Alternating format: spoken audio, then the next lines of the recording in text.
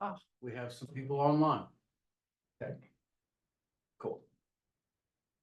Well, I had a reason to come here.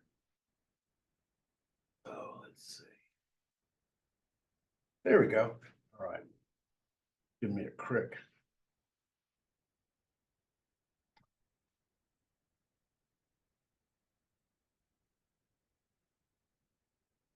All right. And let's see.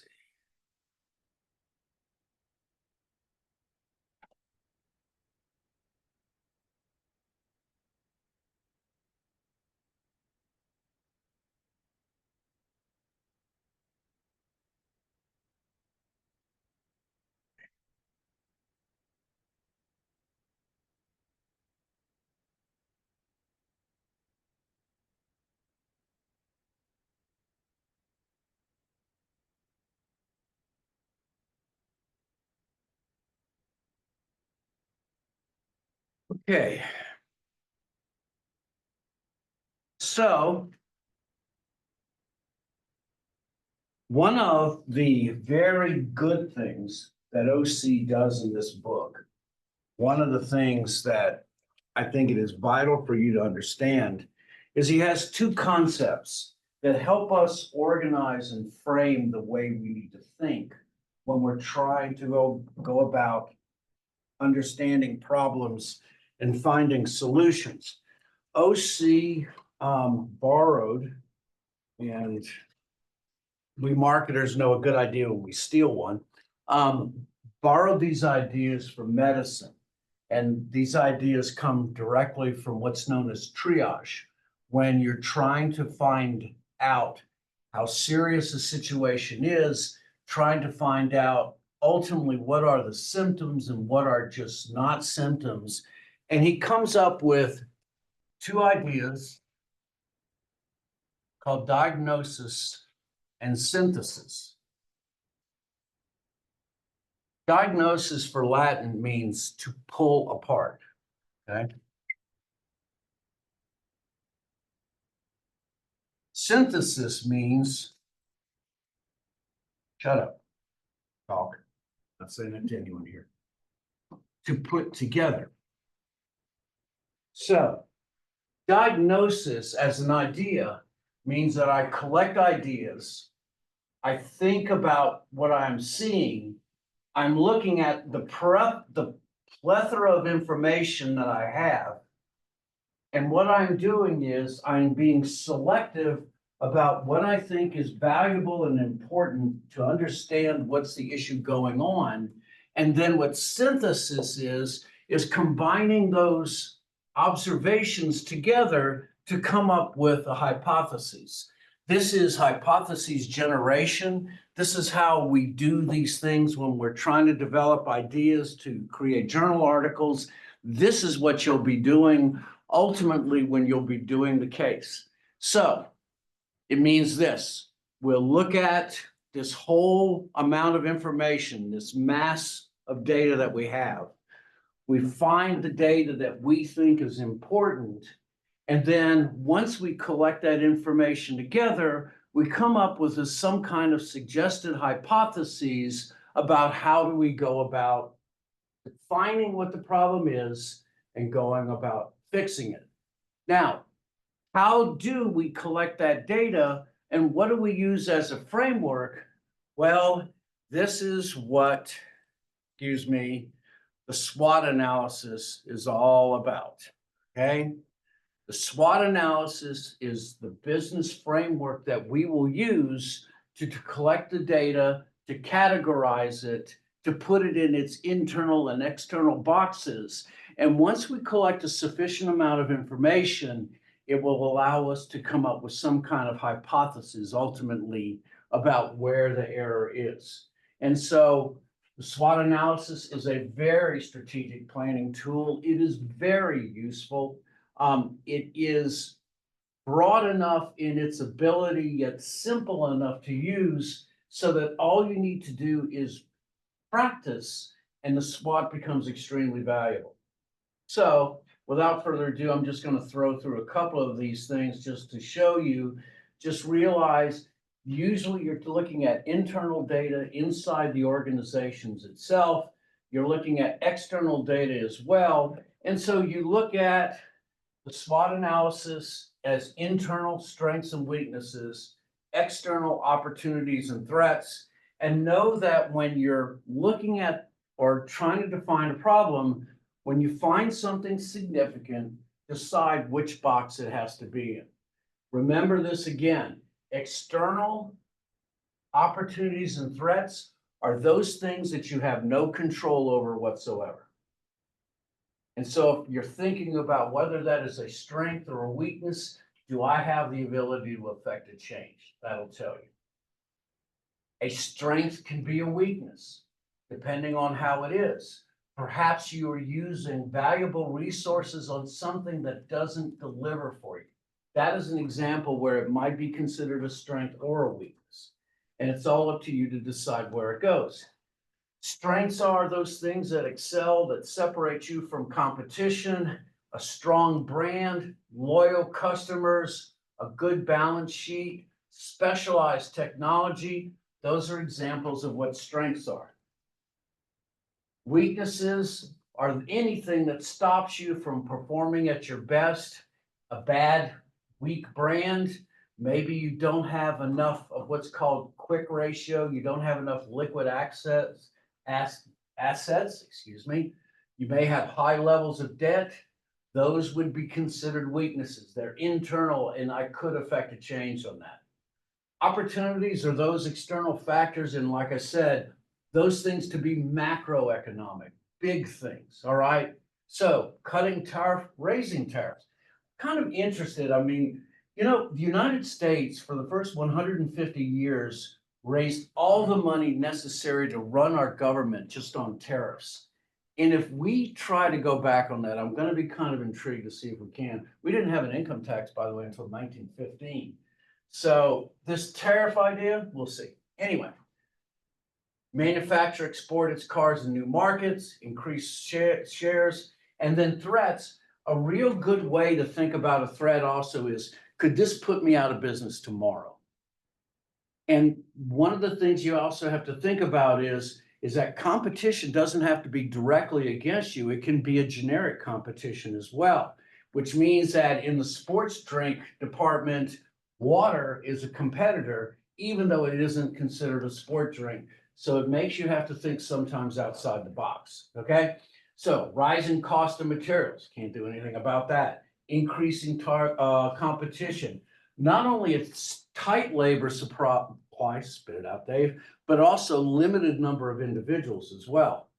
And so using diagnosis and synthesis, pulling those pieces out and the synthesis of it, adding it to the SWOT table, basically once you come up with a SWOT table and you've got all of this in your head, look at the SWOT table just with the information is there, and then you can start to think to yourself, what's the issue or what's the problem? So I've got an article here. This came directly from Business Week. And what I am wanting you to do is I would like you all to read this article. Yeah, there you go. I'd like you to spend 5-10 minutes reading the article. Once you read the article, this is just brimming with facts. This is really a great article to start with. I want you to look at what you think might be significant. And then after you read it in 5 or 10 minutes, we're going to put together our own SWOT table up here, and we're going to see if we can figure out what the problem is, okay? So go ahead and read.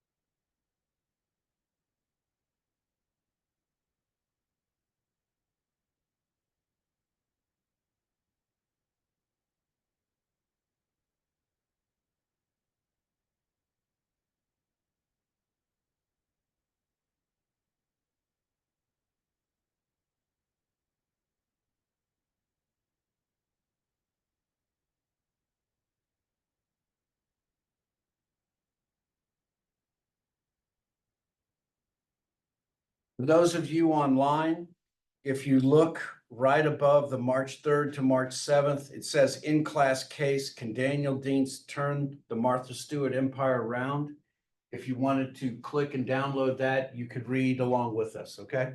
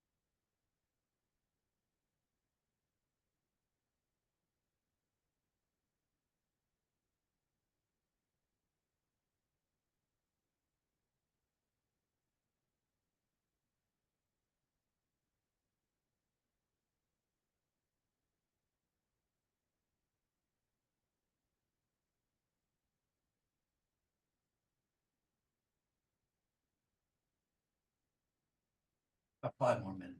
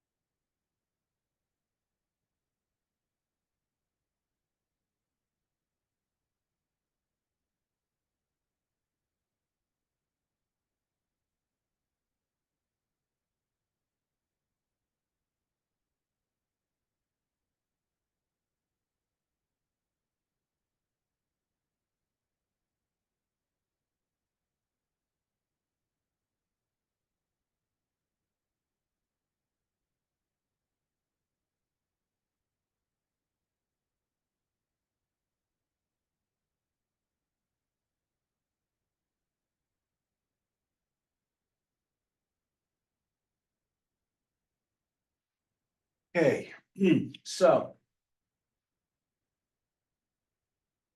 This is kind of an example of how you would go about taking an article like this and start to pull the relative facts. Every one of us might look at these and think that some of them are more relevant than the other, and that's fine. That's the other reason why we work in groups. Some of us consider that some points might be more relevant than others. And generally, especially when you're putting together your first SWOT, what you're trying to do is say that there's no possibility that's wrong or incorrect. So wherever you think or see a fact that's important, definitely pull them out. So this is the kind of the two-step process before you actually get to the SWOT. And so these are some of the things that I consider relevant. As a rule of thumb, you might want to get a highlighter when you're working through it so you can pull those particular relevant facts. And then once you do that, you can start to put them together in the SWOT. So these are just some of the things. So the 1990s is splintered into millions of micro advisors. And now we're in the realm of the influencer, which, that even more personifies the idea. 2012 MSLO, which is Martha Stewart Living Omnimedia,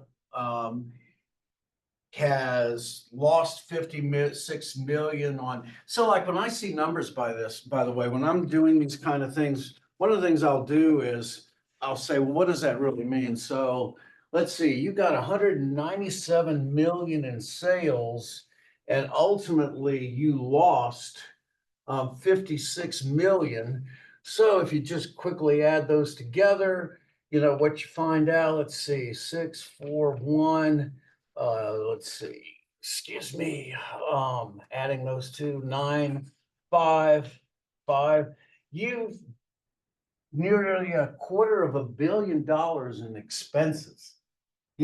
That's just rolls out at me and jumps. That is so huge. What would you have expenses for? I mean, that would be one of the other things. And realize that when you're looking at the facts basically also, bend themselves to extrapolation, where you're thinking, what's the next level? Why is this way? And that's another thing that this helps you to do. So MSLO has split from $37 to $40 to less than $3 a share. That is astronomical. You're almost getting into penny stock range. So those are the pieces that I take apart. And then when you put them all together and they're significant, they can, all of a sudden jump out at you, and you think of them in a whole new way. And so that's the diagnosis. This is the synthesis. And now we can start to do things like put together a SWOT. So let me do this. Let me get that out of the way so we have a nice clean board. And we're going to do just a very simple SWOT. Strengths, weaknesses, opportunities, and threats. And what I would like for you to do is, and if you have any things that you would like to share at this moment, if you see one of those, give me the fact. Now, let me throw that back up again. I think we need that one big, nice sheet there. All right, let's clear that out so we get a nice, clean sheet here. So take anything that you saw that jumped out at me, and let's talk about where it should be.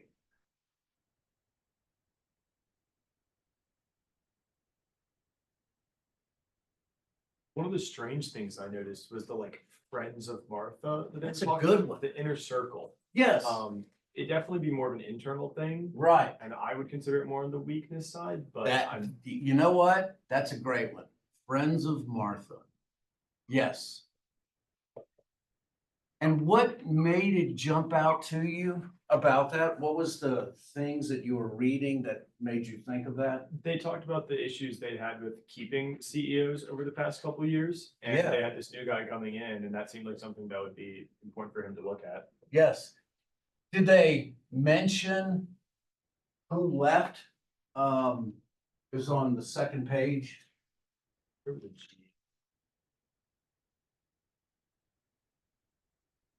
Lisa Gersh. Lisa Gersh, the founder of Oxygen, sold it to was it MSNBC? I can't remember who it was, But anyway, It's Lisa universal. Gersh, I mean, how long did it say she lasted? 5 months. 5 months, okay? Think about that. I mean, CEOs, I mean, those jobs just don't kind of jump out at you. And she found that after 5 months, the Friends of Martha was so whatever it is, she decided that there's no future in it and she left. That's a big weakness. That's a good one. Yes. Any others? Any others you see out there? Yeah. This is just a very general one, but it's Sure. an established and recognized. Established and recognized brand, absolutely, and you can glom that from just reading. It's a very established brand. As a matter of fact, you could even say that Martha, she didn't invent it, but she certainly refined the idea. Absolutely, she did. Yes, it's a very powerful brand. That's what makes some of this other stuff so confounding. It's any other things? Yes. This new CEO's experience with failing companies. New CEO's experience, yes. And so this is a person, they talked about him with sharp elbows, okay? That's true, yes, so he does have that on his side. He's used to doing these things, okay? Anything else that you looked at and went, huh? You know, anything like that? I Yes, think something that could have been an opportunity if she were to not be so stubborn and change, but it's more of a threat, was the availability of information now yes. and the expansion of the internet and things that are, where she used to charge people are now for free, so. Right, availability of the internet, and you know what, you could very easily list that as both a threat and a weakness. It all depends on how you work on it, I agree. Of access, internet access, or whatever you want to say, okay? Yes, that there's an enormous opportunity out there. Did it say how many hits her website gets every month? That's a very significant, that's one of those significant pieces of data that, $7.2 million. yes, 7.2 million people. 7.2 million people every month.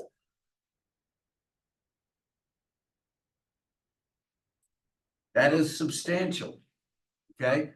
7.2 million people visit the website every month. That is a strength. It is definitely, okay? Now, what is the problem or what is the weakness that goes along with the website or the interaction on the website?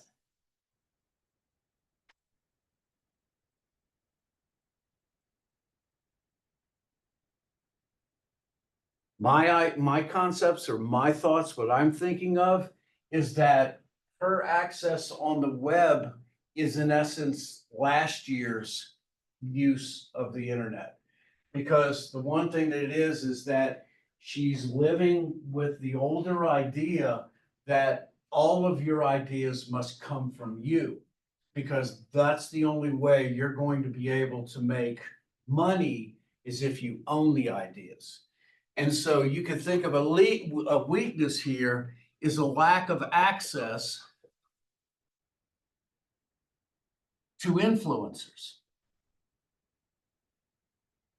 So it tends to be whatever happens within Martha Stewart, and that's it. That's another difficulty.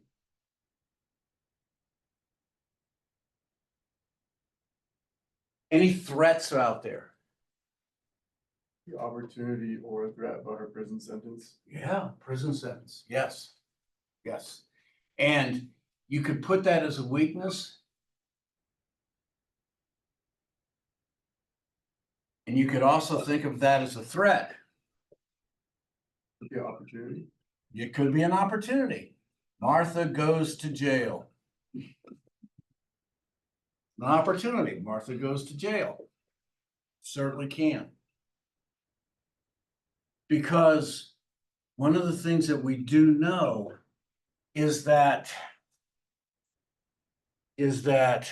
oh, what is the word I want to use? Is that difficulties can lead to great change. And sometimes change is necessary, especially if it's under the worst situations. I have a friend of mine who's a psychologist who does research on disasters and how people react to after disasters. And one of the things that we find is that those that survive, generally, they experience a rapid advancement in their lives and their work because they consider things that they never would have, you know, until that particular disaster occurs. So yes, it can be a good thing. You can change things that way too.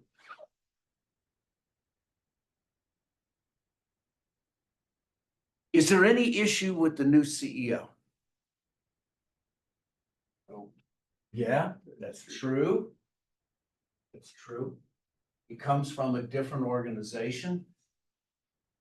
Comes from a very similar place to Martha, so it's hard to imagine that he's gonna have many conflicting ideas to what Sherry has. As a matter of fact, what would you call him?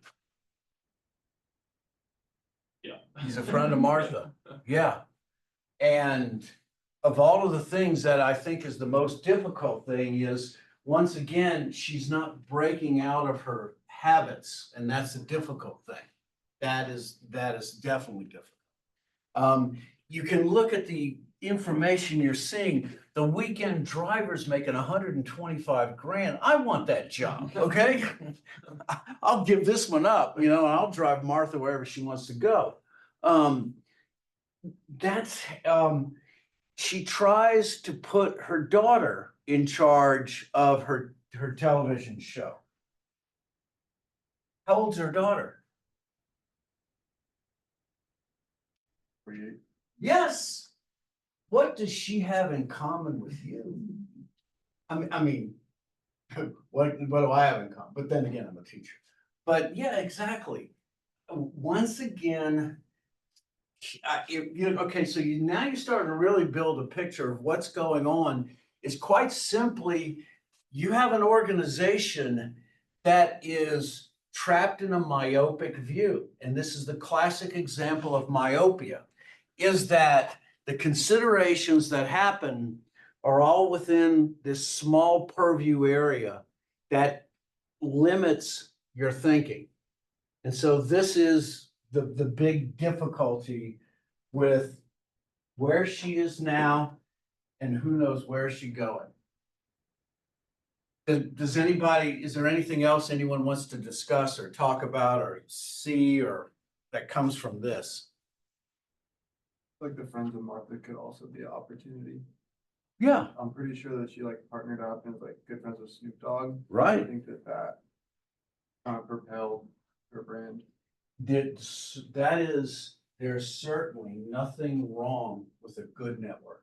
Absolutely. As a matter of fact, we're all in here, we're trained to network ourselves out, to find others, and hopefully together find some way of being able to collaborate and create something new. I certainly agree with that. That's true. I think there's a big threat of, even though she is so popular, that she can sort of self-implode her image and brand. I mean, she seems to be very similar to like Jerry Jones, who owns the Cowboys, where she's too stubborn to change anything and has her very strong opinions on bloggers and things like that, to where Yeah. Actually, she could kind of ruin any positive image that she has. that would be a weakness. You're right. Where Martha goes, so goes the company. You're right.